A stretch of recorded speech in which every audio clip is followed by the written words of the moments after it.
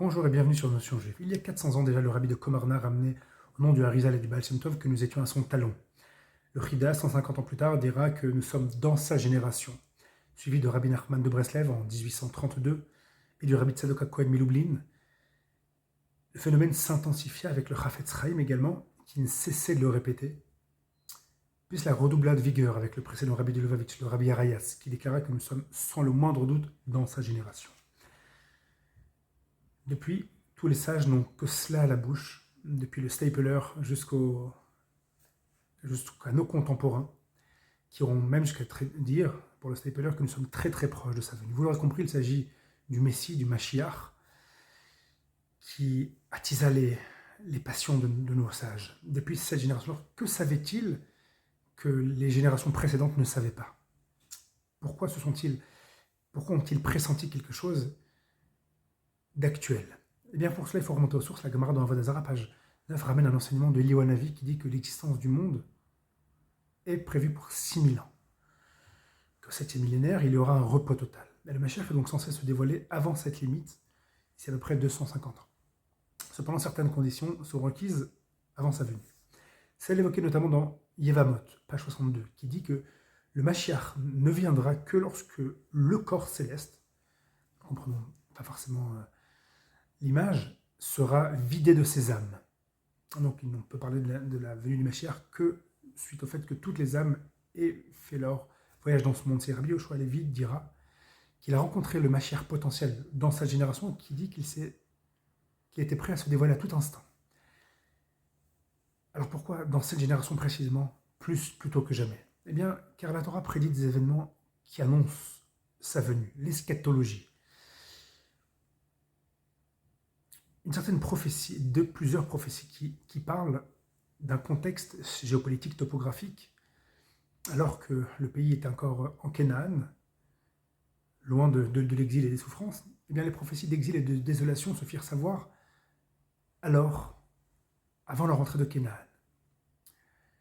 Attesté par des récits extra-bibliques, le récit dit « L'Éternel, ton Dieu, te prendra en pitié lorsque tu seras parmi les nations, et il te ramènera. » Donc on parle déjà d'un revenir. Puis une fois le peuple à nouveau sur sa terre, il promet une renaissance miraculeuse, dans Ézéchiel, il nous dit « Et vous, les montagnes, vous donnerez la fondaison, et vous porterez votre fruit pour mon peuple, car ils sont prêts de revenir. Les villes seront repeuplées, des ruines rebâties, je vais vous repeupler comme au temps d'autrefois. » Nous avons déjà une autre étape qui est en train de se manifester. Rabbi Abba dit que ces prophéties sont annonciatrices de la venue du Mashiach dans Sanhedrin, page 98, donc dans la Torah orale. Ne sommes-nous pas revenus sur notre terre? Ne sommes-nous pas témoins de cette reviviscence éclatante? Moïse ne s'arrêta pas là par contre.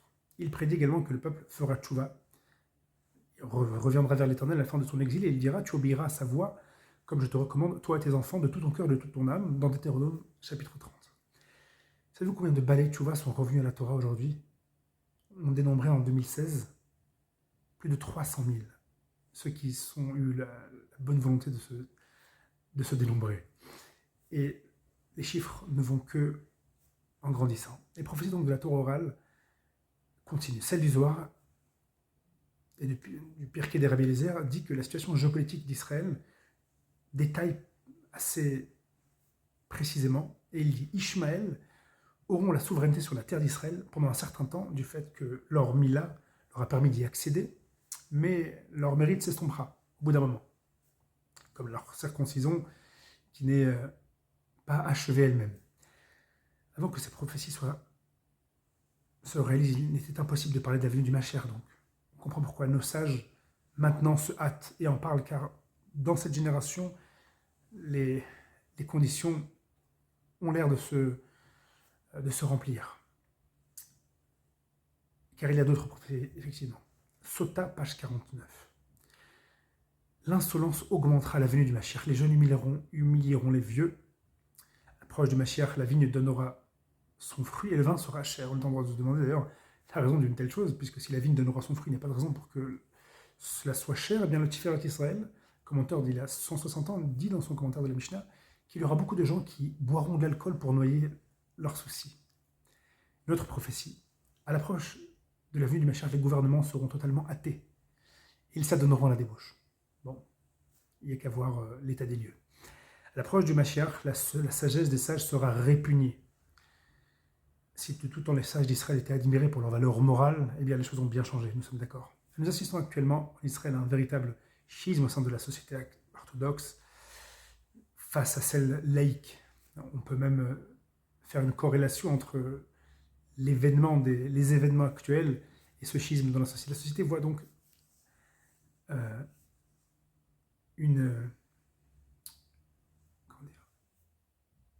se voit acteur d'une prophétie qui est en train de s'énoncer, se concrétise sous ses yeux. L'une d'entre elles d'ailleurs, est celle du Midrash dans Shir HaShirim Rabbah, dans lequel Rabbi Chia dit, proche de la venue du Mashiach, une épidémie s'abattra sur nous, sur l'humanité tout entière. Peut-être que c'est celle que nous venons de passer. En tout cas, une fois que nous mettons les éléments les uns à la suite des autres, que nous voyons que les prophéties tentent à se réaliser les unes après l'autre de manière factuelle dans les faits, et ce n'est pas tout, on comprend pourquoi les sages, de plus en plus, ont l'oreille à la situation actuelle. Il est intéressant de reconnaître que pour se mettre en état, les sages ont, évidemment, ils ont eu d'inspiration divine, des messages, des mises en garde. La Gemara dans Avodah Zarah, page 3, elle dit qu'à l'approche du Mashiach, Paras et Édom se feront guerre, et que Paras tombera dans les mains d'Édom. Nous le savons, Paras, la Perse, est située aujourd'hui en Iran. Édom, bon, évidemment, tout le monde le sait, Édom, c'est Esav. Esav, ça peut se caractériser géographiquement par Ishmaël. Et il y a encore un autre midrash qui dit que si tu vois les nations et midgarot zobazo, donc s'entre-friter les unes entre elles, hâte-toi et prépare-toi à la venue du Mashiach. Donc nous voyons que de toute génération, on a parlé de l'eschatologie, on a parlé de la fin des temps, évidemment l'histoire du peuple juif dont il est porteur se manifeste par la création, la révélation, puis l'eschatologie, les temps messianiques. Le Rambam dira que à l'approche des temps messianiques, eh bien, il y aura des guerres. Une guerre notamment qui s'appellera Gog ou Magog, un roi venu de Magog, qui s'appelle Gog, venu de Magog plutôt, qui fera la guerre et un conflit mondial s'embrasera. Alors le Mashiach sera celui qui défendra en quelque sorte, prendra l'épée aux côtés d'Israël pour, en ramenant le peuple sur sa terre, donc le reste des gens qui ne sont pas dans leur terre foyer, et sa sagesse sera reconnue de tous les peuples, et tous iront avec lui. À ce moment-là, évidemment, le peuple juif sera défini comme le peuple de la vérité, celui de la véritable religion, celui qui est le porteur de la révélation, et il n'y aura plus de conflit. Le prophète dit que le loup et la brebis vivront en paix, qu'on n'apprendra plus l'art de la guerre. Ainsi, l'eschatologie qui est en train de se manifester, alors on ne sait jamais si nous sommes dans ces événements actuels qui sont en train de se dérouler sous nos yeux, dans le dernier épisode.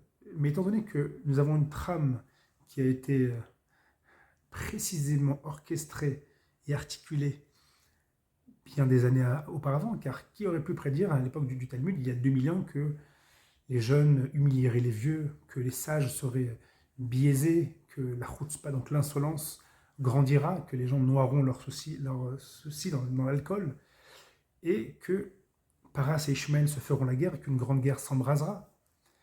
Et le tout, une fois que les Juifs seront revenus en grande partie dans leur terre, car il faut que la prophétie réalise le fait que le Mashiach amène le reste des Juifs qui sont loin de cette terre-là.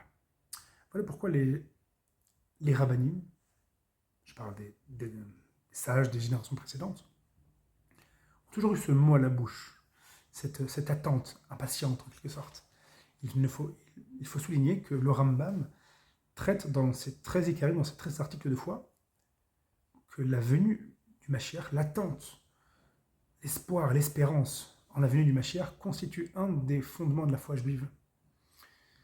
Et non seulement qu'il faut savoir qu'il viendra, mais il faut également l'espérer au jour le jour. On est en droit de se demander en quoi l'espérance participe-t-elle à la mitzvah. Eh bien, certains commentateurs nous expliquent que lorsqu'on espère une entrevue avec un être cher, eh bien on s'y prépare, on fait tout pour être digne de ce rendez-vous. Ce qui c'est bien qu'il y a un effet moralisateur, moral, pédagogique dans cette attente-là. Et finalement, les sages nous donnent quelques conseils. Ils nous disent que celui qui veut être sauvé des fruits de l'enfantement du Messie, eh bien, devra s'adonner à la Torah, ainsi au chesed, à la charité. Ces deux choses qui nous paraissent ne pas être en rapport les uns les autres, en réalité, définissent un rapport entre Dieu, l'homme et Dieu, Ben Adam Lamakom, et Ben Adam Lechavero. Ce sont les deux grands axes qu'un homme doit absolument avoir acquis, ou en tout cas être en devenir, afin d'équilibrer ces deux forces qu'il a en lui, ces deux parties de la Torah et ces deux pans. Eh bien, la Gemara nous révèle qu'il y a aussi une autre chose qui nous protégera en quelque sorte, de ces événements cataclysmiques, eschatologiques finales, c'est les 3 soudats de Shabbat.